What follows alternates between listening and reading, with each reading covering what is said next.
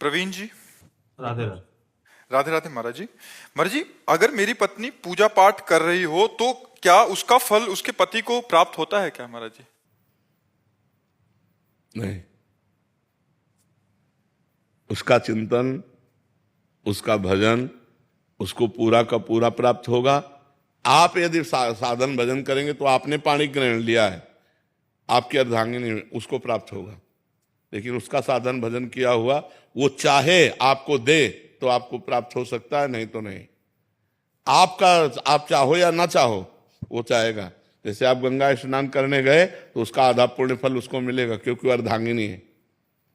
पाणी ग्रहण आपने किया, उसने थोड़ी आपका हाथ रखा है, आपने उसका हाथ पकड़ा है।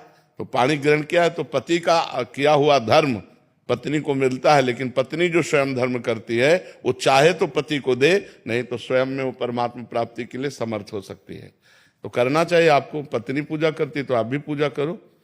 भक्ति महाराज जी बहुत करते हैं, लेकिन भजन, आपका भजन सुनते हैं रात में नींद नहीं लगती है, 2-2 ढाई बज जाता है महाराज जी।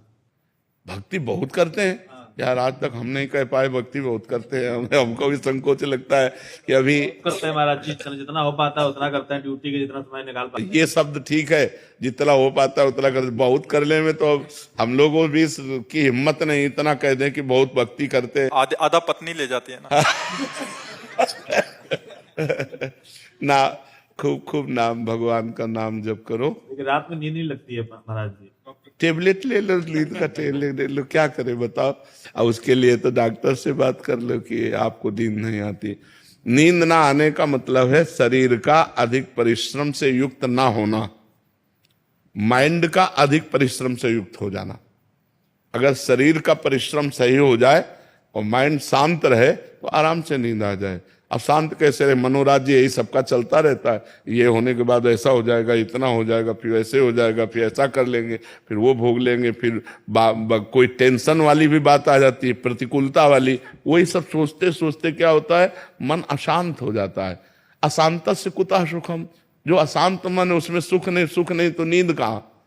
तो शरीर उतना श्रमित नहीं होता जितना माइंड श्रमित हो जाता है। और माइंड को विश्राम दो और शरीर को श्रम से युक्त करो, तभी बात। और विश्राम भगवान के नाम रूप लीला धाम में मिलेगा।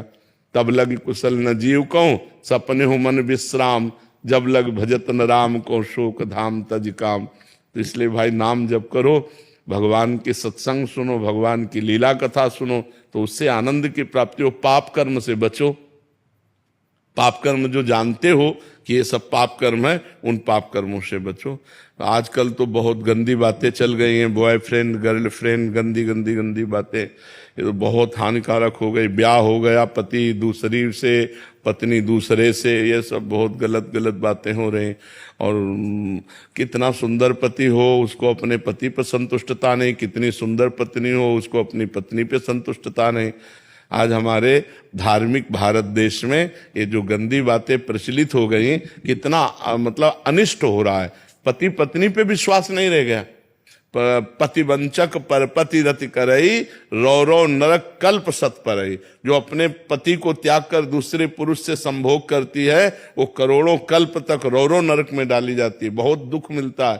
पर कौन, जब शास्त्र स्वाध्याय नहीं तो मनमानी आचरण होते चले जा रहे हैं। इसलिए पुरुष को भी चाहिए अपनी पत्नी के सिवा किसी की तरफ गंदी दृष्टि न करे। पत्नी को चाहिए अपने पति के सिवा किसी की तरफ गंदा भाव न रखे। गंदी दृष्टि करने से